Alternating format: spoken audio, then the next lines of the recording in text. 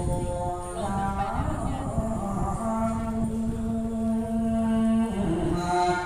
ุณพระตั้งโยคันไปและลำพาริหาคุณพระสงฆ์ลำพังโยยินมาย้อนคุณพิรอนกะกาคุณมาลาให้วันหังคอยและลำสิ่งโยให้ดูดีว่าโลกาปานีเดสีปองมองหาเทวดา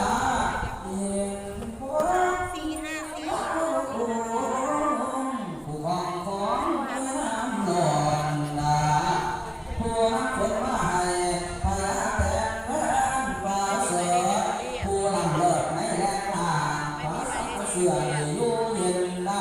บอกให้ดีเป็นแม่ดังน้ำหาไม่ตายแม่แต่สิ่งที่ไปมันอยู่ใต้ไว้มาโน้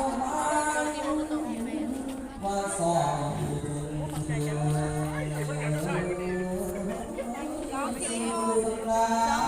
มาโนสาอยู่ผ่าพื้นมือในหางคอนขวา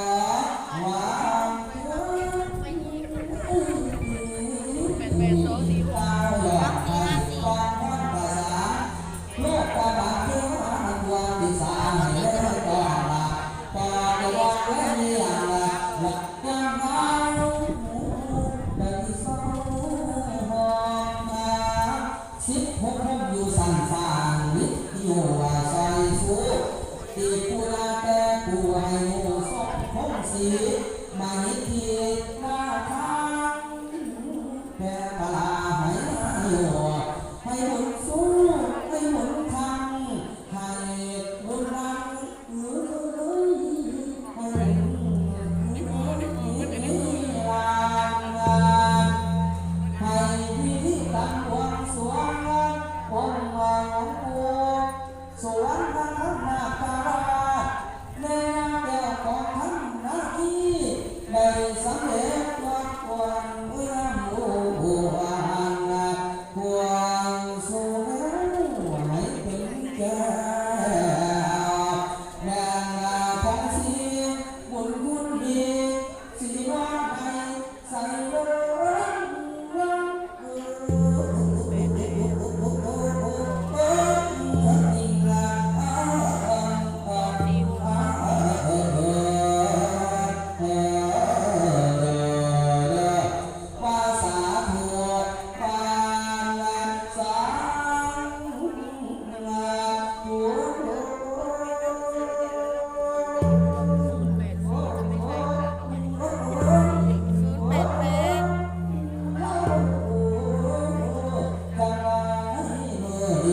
สุภเริศเบิกฟ้ามหามิตรมุขพ้นตาใช้เรือมาสีกระเลียเหลือคน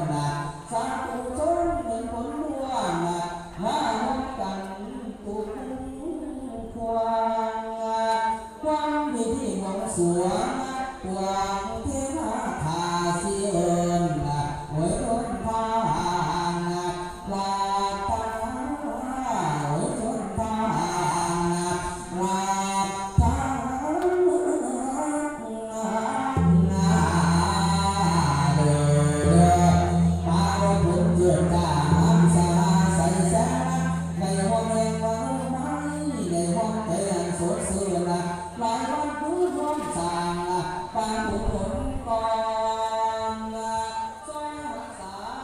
หวังพ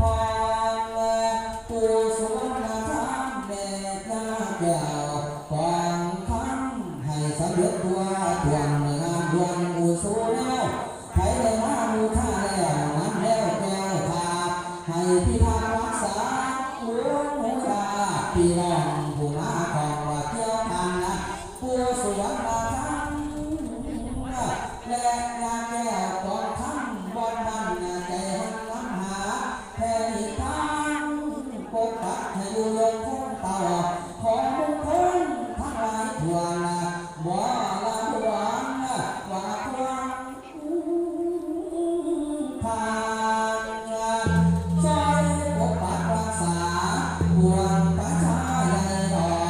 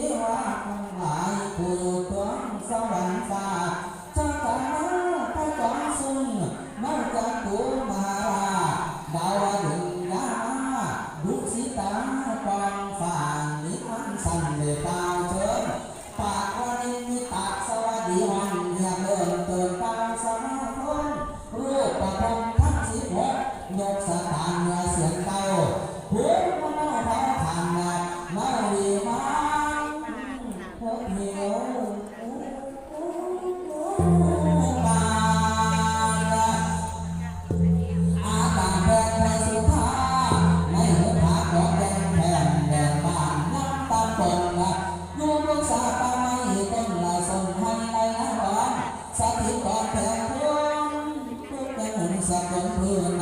น้องดินพื้นสุดท้ายส่งจากคนตามมาเบิร์มองอยู่ในหางอยู่ทั้งเทพอยู่ไกลจนทางดวงนะผู้ทำดินข้ามนาทางข้อนี้ผู้บริไว้สักสลัดฉันผู้ลำยังวุ่นวายแก้วต้องการเลือกมาเมื่อหน้าแก่ตาดานโอ้จะพาชมลาทานเดินผ่านทางหอดด่านและโด่งดังมาเยือนเน่าคนมาจัตนาพาเจ้าตนโมอุราภาพ่อพระศรีสมโภตาผู้เดชโชตาพระศรีละมุทพ่อดอนปาทาทีไรโอตาตาตนสา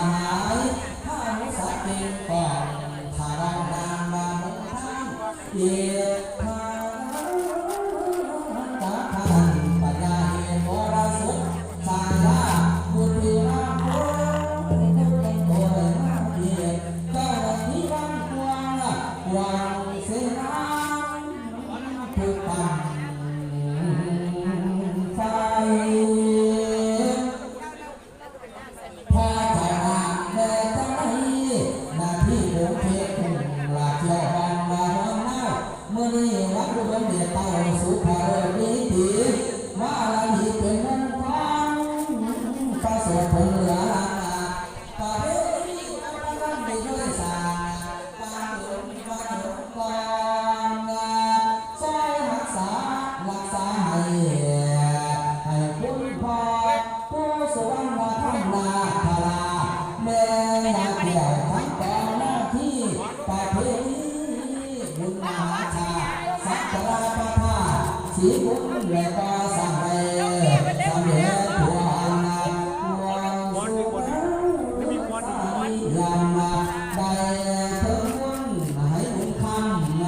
ม่นาล้ำใจห้อง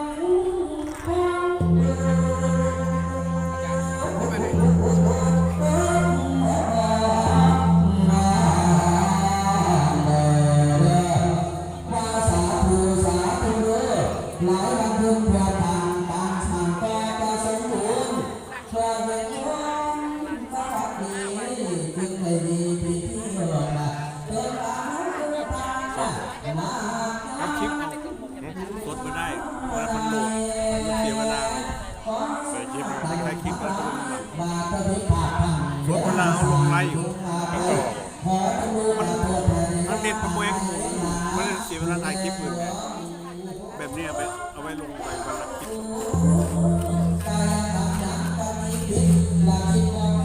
เดี๋ยวไปตั้งใกล้ๆเราทำสุกไว้ก่อน